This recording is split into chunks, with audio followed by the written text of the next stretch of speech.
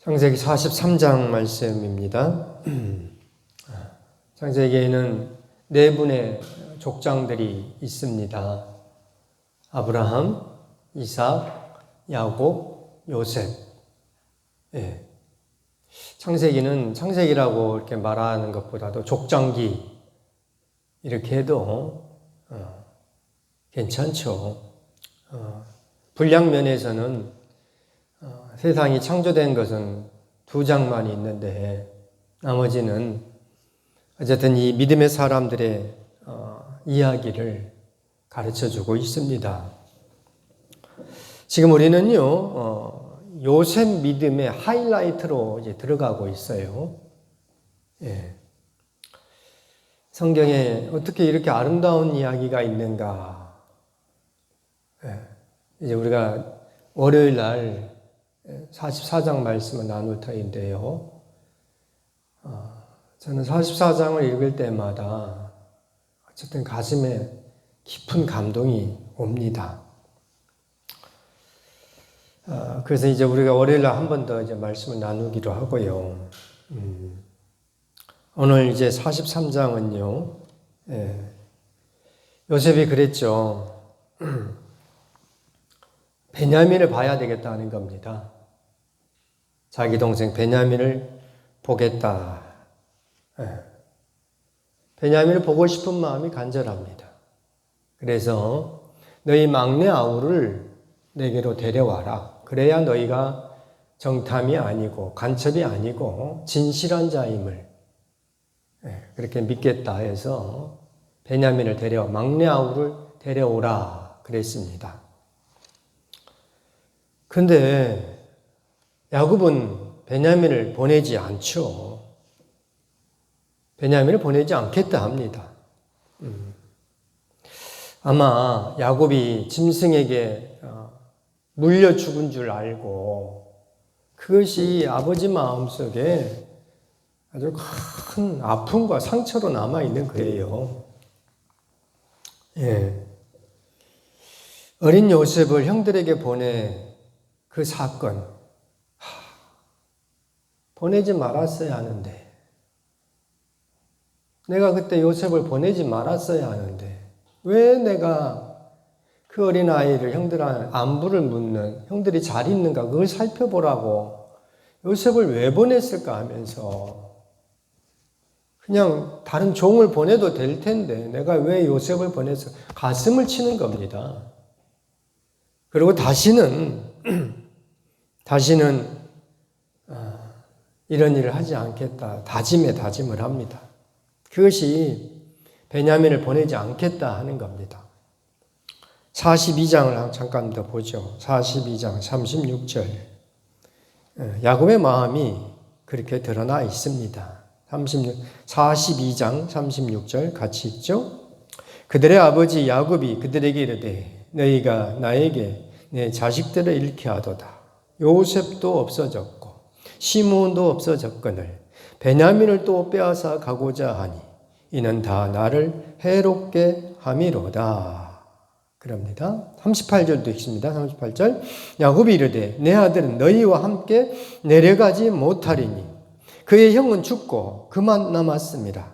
만일 너희가 가는 길에서 재난이 그에게 미치면 너희가 내 흰머리를 슬퍼하며 스올로 내려가게 하매 되리라. 그럽니다.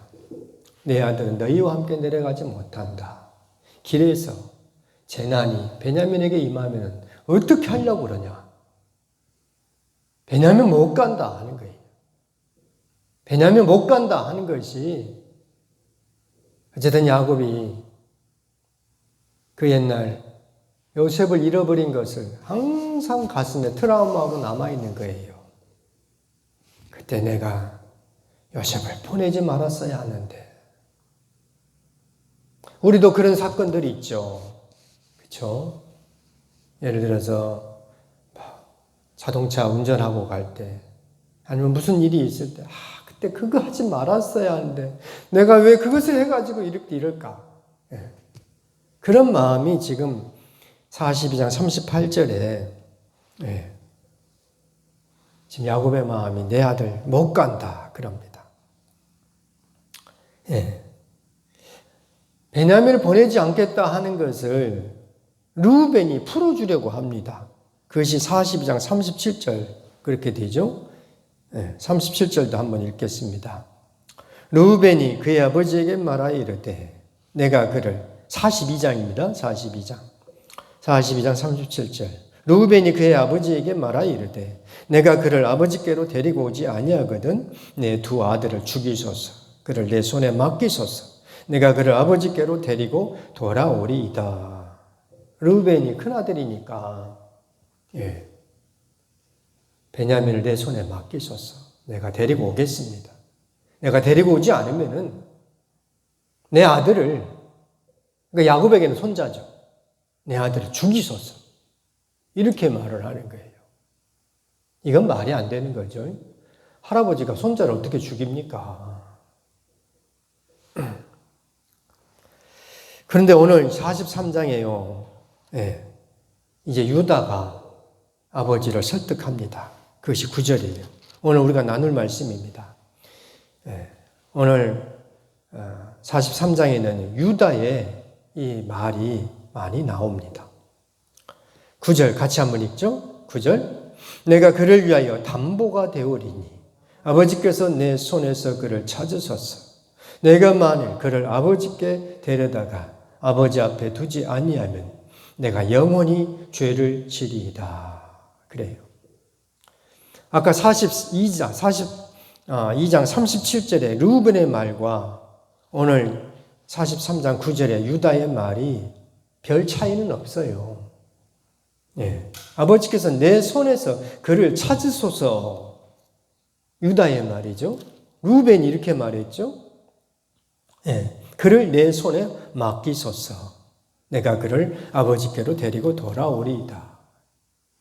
르우벤의 말이나 유다의 말이 별로 차이가 없는데요. 중요한 차이가 하나 있어요.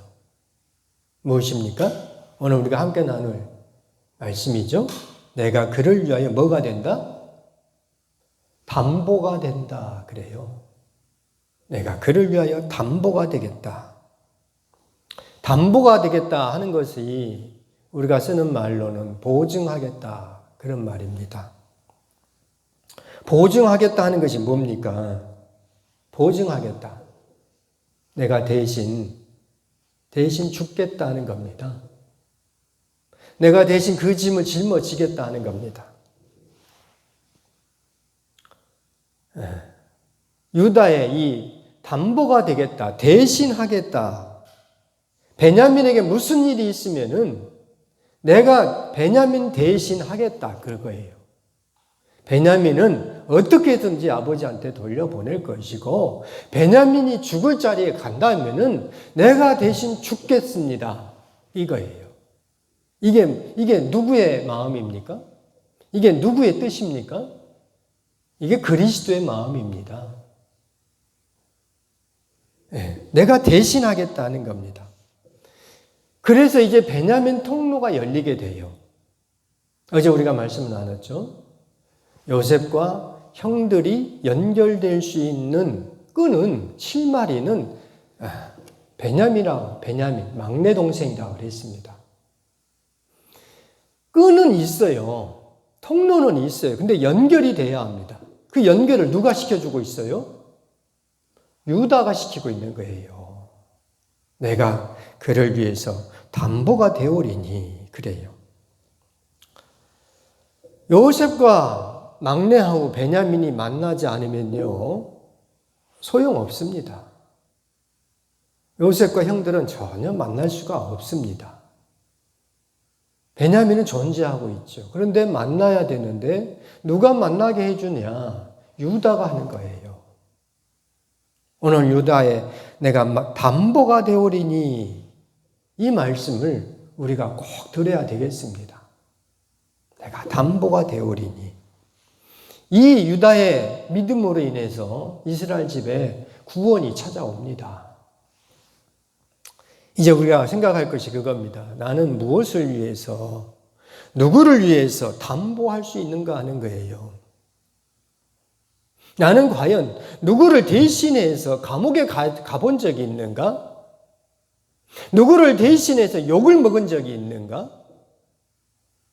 누구를 대신하여서 얻어맞은 적은 없는가? 모욕을 당하고,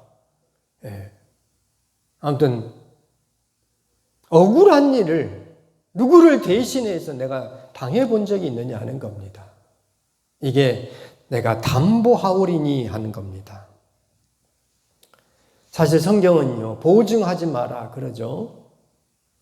저도 목사로서요, 성도들 사이에 보증 서지 마라. 성경이 가르치는 것이고, 무엇보다도 우리의 관계가 그게 잘 안 돼요. 그러니까 돈도 있고 사람도 잃을 것 같으니까 어쨌든 보증은 서지 마라. 그렇게 저도 가르칩니다. 그런데 오늘 말씀은 뭐예요? 담보가 되겠다 하는 거예요. 내가 보증해 주겠다 하는 겁니다. 이게 차이가 중요합니다. 누가 나한테 보증 좀 서주십시오.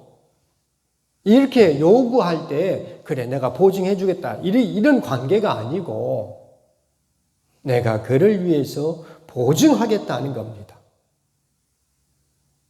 내가 이 사람은 보증하겠다. 이 사람이 잘못되면 내가 대신 갚겠다. 이거예요. 이게 보증입니다. 누가 나한테 와서 보증해달라 이렇게 하는 것이 아니고, 내가 누구를 추천할 때 내가 이 사람 반드시 이 사람은 추천할 수가 있어. 왜? 이 사람 잘못되면 내가 책임질게. 이런 관계가 되어야 합니다. 이것이 그리스도의 마음입니다. 오늘 우리가 함께 생각할 것이 그거예요. 과연 나는 지금까지 살아오면서, 지금까지 신앙생활을 하면서 누구를 위해서 담보가 되었는가? 목사로도 참 부족하고 부끄럽기도 합니다.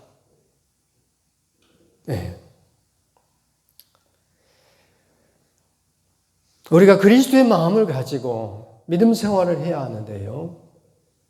사실 이게 잘 안 돼요. 내가 뭐가 부족해서 내가 그 사람을 대신해서 욕을 먹어야 돼? 우리가 이러지 않습니까? 내가 뭐가 부족해서 그 사람 때문에 이 수모를 겪어야 하냐? 이러면서 막 분노하고 성질내고 막 이러지 않습니까? 우리가 누구를 위해서 담보할 수 있다고 하면은, 내가 그를 위해서 대신해서 욕을 먹을 수 있는 기회가 온다고 하면은 욕을 먹으십시오. 그럼 황 목사 너는 할 수 있느냐? 저도 잘 안 됩니다. 그런데 유다의 이 말을 인하여서 이제 구원의 길이 들어와요. 내가 누구를 위해서 담보가 되겠다. 내가 누구를 대신해서 욕을 먹고 누구를 대신하여서 그 일을 책임지고 그렇게 나가기 시작하면요, 구원의 길이 열립니다. 우리가 잘 아는 대로 이게 이해가 될지 모르겠어요. 이승만 대통령이 우리가 6.25 전쟁 때 방공포로들이 거제도에 많이 있었습니다. 북한 군인들 중에서 북한 공산주의를 싫어하는 포로들이 많이 있었어요. 전쟁이 일어나 이제 휴전이 돼가지고 우리 국군들하고 이 북한 군인들을 이제 교환해야 되거든요. 그런데 국제법으로 하면은 당연히 북한 군인들은 북한으로 가고 남한에 포로로 잡혀있던 군인들은 남한으로 내려와야 합니다. 그런데 우리가 포로로 잡은 그 북한 군인들 가운데서 북한으로 돌아가기 싫어하는 사람들이 있었어요. 이 사람들을 방공포로라고 합니다. 그냥 북한으로 돌려보내면 안 되겠는 거죠. 그래서 누가 결단을 내립니까? 이승만 대통령이 결단을 내려요. 포로 수용소에 있는 그 군인들한테 방공포로들하고 북한으로 돌아가겠다고 북한을 좋아하는 그 사람들 다 구분해 놔가지고 방공포로들을 도망칠 수 있도록 그렇게 문을 열어놓고 그 일을 합니다. 그래서 수많은 방공포로들이 그냥 탈출해 버렸어요. 국제법으로는 맞지가 않죠. 그런데 이승만 대통령이 그렇게 한 거예요. 내가 책임질 테니까 그 포로 수용소에 있는 그 군인들한테 내가 책임질 테니까 방공포로를 다 석방해라. 그래서 방공포로들이 북한으로 돌아가지 않고 이 나라에 정착을 하게 됩니다. 오늘 우리가 내가 책임질 테니 그 일을 감당해라. 어려운 일은 내가 감당할 테니까 너는 마음껏 네 꿈을 펼쳐라. 우리 부모들이 그러지 않습니까? 자식들한테. 그렇죠? 아버지가 이거 할 테니까 너는 네 일을 열심히 해라. 이게 뭡니까? 담보가 되겠다 하는 겁니다. 주님이 그러시죠. 너희가 내 말에 거하면 참으로 내 제자가 되고 진리를 알지니 진리가 너희를 자유케 하리라. 그렇죠? 진리를 알지니 진리가 너희를 자유케 한다 이거예요.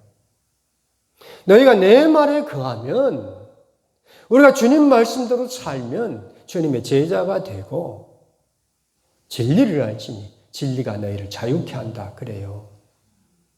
오늘 우리가 하나님 말씀 붙잡고 내가 어떤 모욕을 당할 수도 있겠죠. 어떤 불편, 부당한 일을 만날 수도 있겠죠.